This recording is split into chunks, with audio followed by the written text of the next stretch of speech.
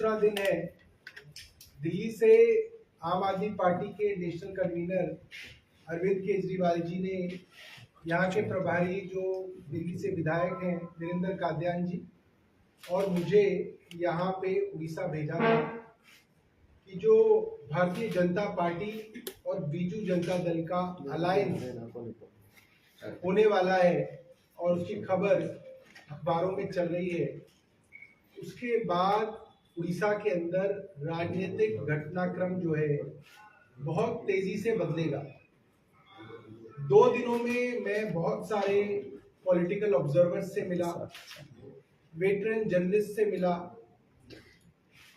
दूसरी political party के कुछ सिंपैथाइजर्स और नेताओं से मिला, हमारी स्टेट यूनिट से मिला, डिस्ट्रिक्ट यूनिट से मिला, बहुत सारे पोटेंशियल कैंडिडेट्स मुझे मिले और हमने देखा कि 2-3 चीजें बहुत साफ हैं कि जो प्राइमरी अपोजिशन पार्टी थी भारतीय जनता पार्टी और जो रूलिंग पार्टी थी बीजू जनता दल, अगर इन दोनों का ही अलायंस होता है तो ये पूरी तरीके से अननेचुरल अलायंस है और इसको लेके पॉलिटिकल लोग वो भी काफी सकते में हैं।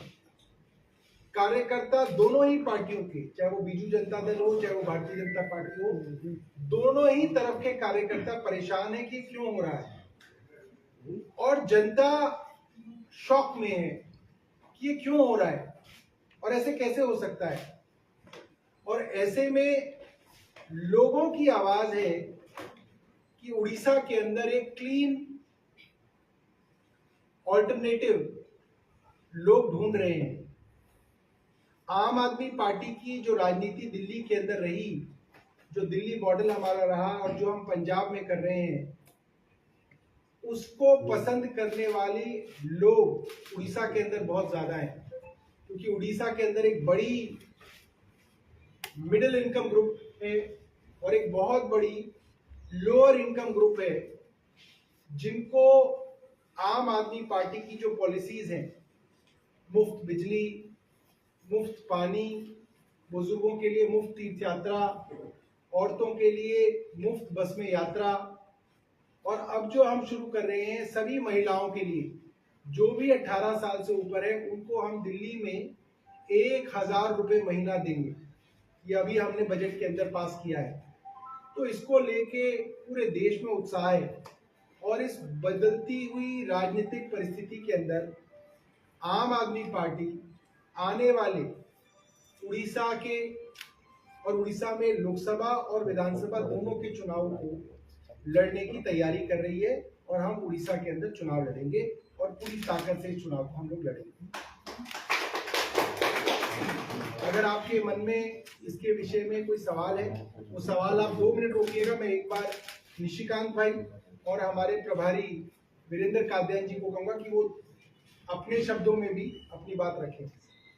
वीरेंद्र, जैसा माननीय मंत्री श्री सौरभ भारद्वाज जी ने कहा कि उड़ीसा के अंदर जो ये अननेचुरल अलायंस हो रहा है, जिसको लोग नापसंद करते हैं और लोगों के पास कोई ऑप्शन नहीं है और कोई पार्टी ऐसी जिसको लोग चाहें वो है नहीं।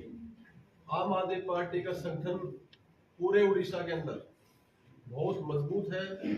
हम लोग पिछले काफी वर्षों से यहाँ पे कार्य कर रहे हैं।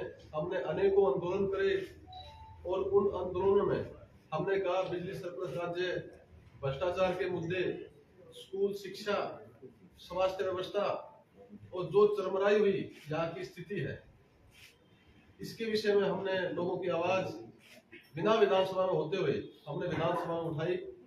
हमारी टीम, युवा टीम, महिलाएं, बुजुर्ग, सब लोग एक ही बात कहते हैं कि अगर उड़ीसा में आम आदमी पार्टी चुनाव लड़े तो निश्चित तौर पर उसकी सरकार बनने के पूरे चांस हैं। और ऐसी परिस्थिति में जब बीजेपी और बीजेडी जो विधानसभा में एक दूसरे को कोसते थे, इनके कार्यकर्ता एक दूसरे के साथ आपस में उलझते थे, आज वो दोनों पार्टियां एक साथ आए, और क्या मजबूरी हो सकती है आप समझिए, ऐसी क्या चीज हो सकती है जो उत्तर और दक्षिण को एक साथ मिलाए? कुछ न कुछ तो ऐसी मजबूरी रही होगी जिसके कारण बीजेडी को प्रेशराइज करके एक साथ आने का जो इनका मन बना है।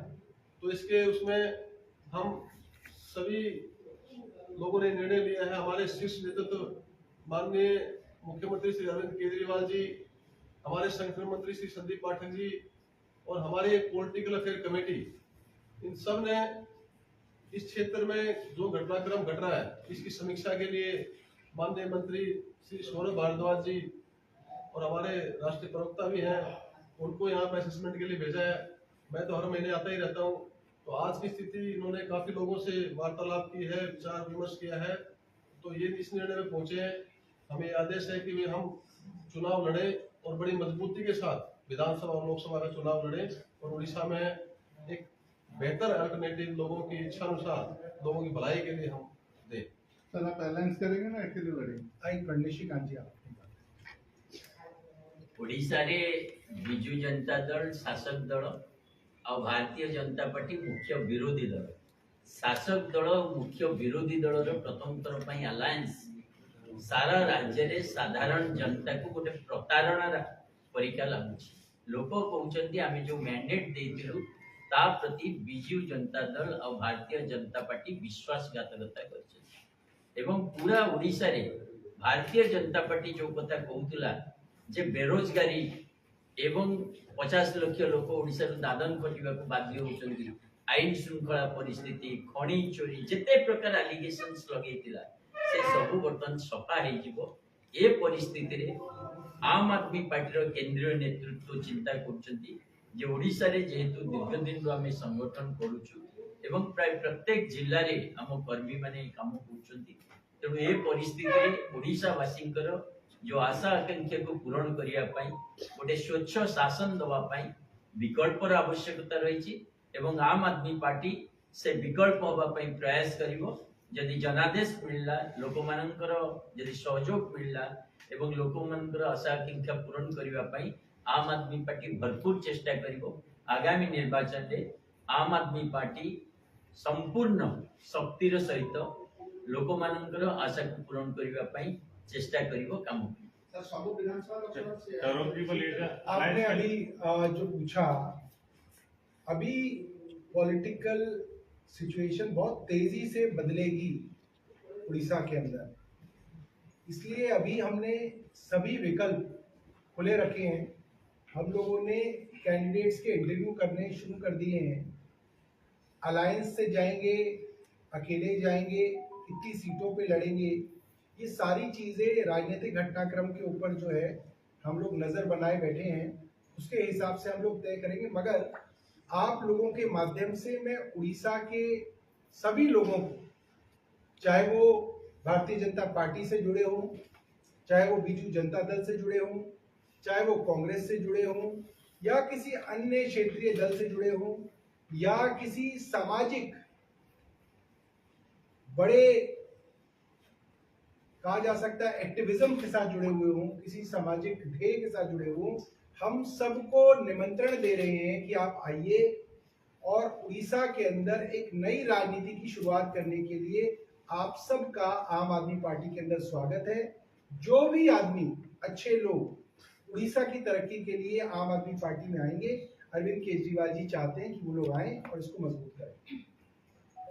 लोकसभा में कितने सीट में लड़ेगा आम आदमी ये पार्टी? सारे के सारे ऑप्शन खुले इसलिए हैं क्योंकि हमारा मानना है कि अभी बहुत जल्दी पॉलिटिकल सिचुएशन उड़ीसा के अंदर बदलेगी। क्या होगा ये बीजेपी और बीजू जनता दल को भी नहीं मालूम, तो हम लोग भी इसीलिए यहाँ पे कैंप करके बैठे हैं। हमारे विधायक जी यहीं पे रहेंगे। 1-2 दिन बाद मेरा दोबारा यहाँ पे आना होगा और जैसे जैसे सिचुएशन बदलेगी हम लोग इसके ऊपर निर्णय लेंगे। बीजेपी बोल रहे 400 पार, काला भी दे के भी मोदी गए 400 में, तो इसको कैसे इंडिया अलायंस देखते हैं? देखिए, कर्नाटका के अंदर चुनाव हुआ था, भारतीय जनता पार्टी ने क्या कहा था वो सबको मालूम है, अमित शाह जी ने क्या कहा था। कहने के लिए तो कोई भी कहीं के भी आर पार जा सकता है। कौन आर रहेगा, कौन पार जाएगा, ये तो देश की जनता तय करेगी। ये सब जो है अपनी अपनी पार्टी के कैडर को मोटिवेट करने की बातें कही जाती है और हमें इसके अंदर कोई दिक्कत नहीं। सर, बीजेडी और बीजेपी का जो अलायंस सर बोले कि प्रेशराइज में शायद अलायंस है, क्या प्रेशर है? जैसे दूसरे जो स्टेट गवर्नमेंट दूसरे जितने भी स्टेट गवर्नमेंट है इंक्लूडिंग दिल्ली या बाकी स्टेट गवर्नमेंट, जैसे जहाँ पर भी बीजेपी की सरकार नहीं, वो पूरा प्रेशराइज करके रखते हैं और ईडी का रेड होता है, ये होता है, से होता है। तो ये कारण हो सकता है क्या? ये क्या कारण? आप दिल्ली में है, हम लोग, आप मतलब हमारे से आपको ज्यादा पता हो, क्या प्रेशर होगा बीजेडी की, क्यों अलायंस? देखिए, मैंने जितने राजनीतिक लोगों से बात की, वो लोग कहते हैं कि बीजेडी की सिचुएशन स्टेट में अच्छी है, मुख्यमंत्री की छवि अच्छी है, जो जनरली पॉलिटिकल ऑब्जर्वर्स यहाँ पे बोलते हैं। उसके बावजूद बीजेडी की 117 सीटें हैं लगभग, भारतीय जनता पार्टी की 22 सीटें हैं। 117 सीटों वाली पार्टी की क्या मजबूरी है कि वो 22 सीटों वाली पार्टी के साथ गठबंधन करना चाहती है? ये जितने लोग इस देश के अंदर समझदार हैं, उन सबको समझ में आ रहा है, हमें भी समझ में आ रहा है। हम भी इंतजार कर रहे हैं कि कोई बात ऐसी निकले। समझ में सबको आ रहा है कि क्या हो रहा है। ये चीज जो दिख रही है ये बहुत नेचुरल नहीं है।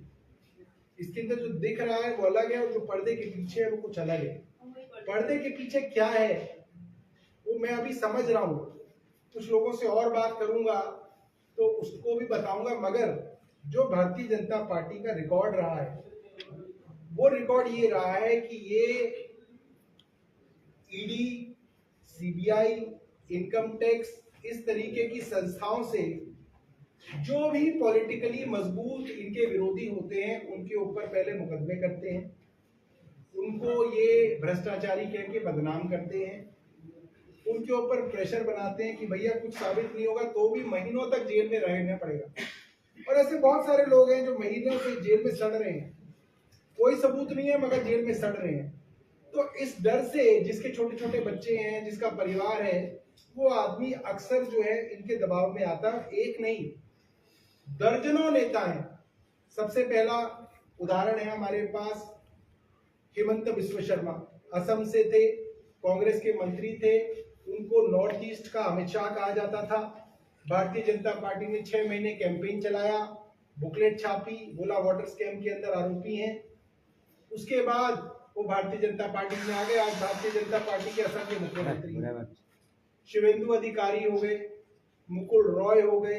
अजीत पवार के बारे में देवेंद्र फडणवीस बोलते थे कि अब जेल जाने का समय आ गया है, जेल में चक्की पीसिंग। और उसके बाद भारतीय जनता पार्टी के गठबंधन में आके भारतीय जनता पार्टी की सरकार के अंदर उप मुख्यमंत्री हैं। नारायण राणे के बारे में सब हम लोग जानते हैं।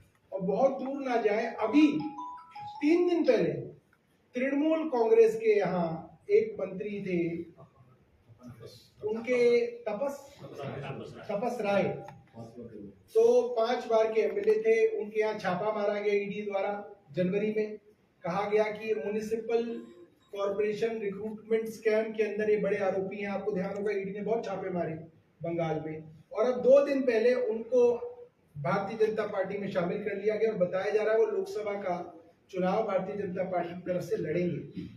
तो भारतीय जनता पार्टी की ये मोडस ऑपरेंडी रही है कि इस तरीके से दबाव डाल के ये राजनीतिक विरोधियों को सरेंडर कराते हैं, मगर आम आदमी पार्टी के आगे सरेंडर नहीं कर रही है। मनीष सिसोदिया जी साल भर से जेल में हैं, संजय सिंह जी जेल में हैं, सत्येंद्र जैन कई महीने जेल में रहे, अभी भी मेडिकल बेल पे हैं। मुख्यमंत्री जी के ऊपर पूरा दबाव है, मगर आम आदमी पार्टी वो पार्टी है जो भारतीय जनता पार्टी के आगे सरेंडर करने से मना करती है। हमारे लोग जेल में जाने के लिए तैयार हैं मगर सरेंडर करने के लिए तैयार नहीं है। इसीलिए आज आम आदमी पार्टी को और खास तौर पे अरविंद केजरीवाल जी को देश में पसंद किया जाता है कि अगर कोई आदमी है जो इनसे लड़ सकता है, इनसे सवाल पूछ सकता है, वो अरविंद केजरीवाल है। सर, पंजाब और दिल्ली का सिचुएशन अलग है, उड़ीसा का सिचुएशन अलग है। तो आपका क्या मुद्दा रहेगा? यहाँ वोटर को आकर्षित करने के लिए आप क्या स्थिति है? हर जगह का सिचुएशन अलग है। दिल्ली के अंदर एक डिस्ट्रिक्ट का सिचुएशन दूसरे डिस्ट्रिक्ट से अलग है। पंजाब के अंदर एक विधानसभा का सिचुएशन दूसरी विधानसभा से अलग है। सब जगह अलग है, मगर देश तो एक है, समस्या तो एक है। सब जगह क्या समस्या है? आप कहीं भी चले जाओ, आप एक पत्थर उठाओ और पत्थर मारो, वो पत्थर जिसको लगेगा वो बेरोजगार होगा।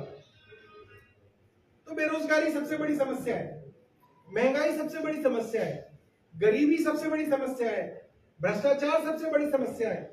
लोग आज सवाल नहीं पूछ सकते सरकार से, ये बहुत बड़ी समस्या है। देश के अंदर प्रजातंत्र खत्म होने वाला, ये बहुत बड़ी समस्या है।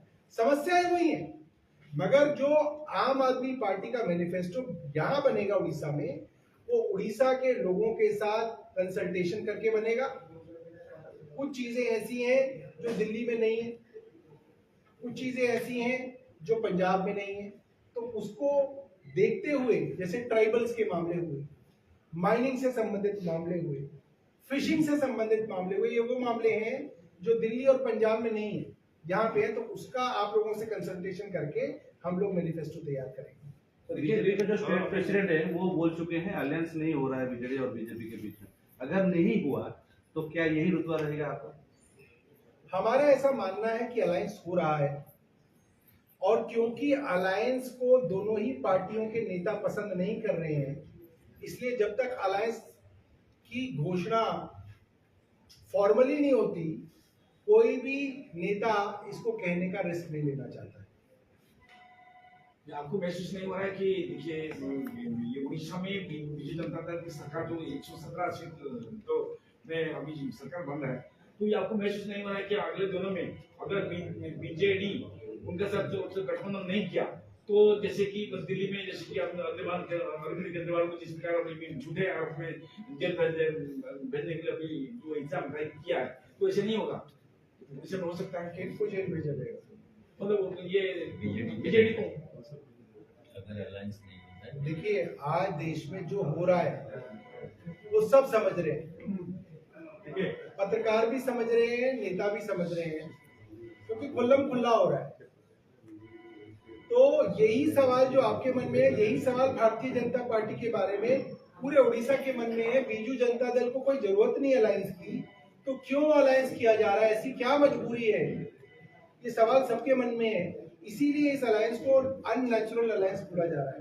बीजेपी जनता दल जिससे करप्शन में डूबा हुआ है, तो ये सिलसिले में यहाँ में ये मैंने कहूंगा कि बीजेपी जनता दल भारतीय जनता पार्टी के साथ अलायंस करने के लिए वो खुद अपना तरफ से प्रस्ताव दिया है। अब देखिए, ये तो मुझे जानकारी नहीं है किसने प्रस्ताव किसको दिया है, मगर इतनी जानकारी है मुझे कि बीजू जनता दल को इस अलायंस की कोई जरूरत नहीं है। सर अगर होगा तो आपको स्पेशली कैसे फायदा होगा हमारे स्टेट में?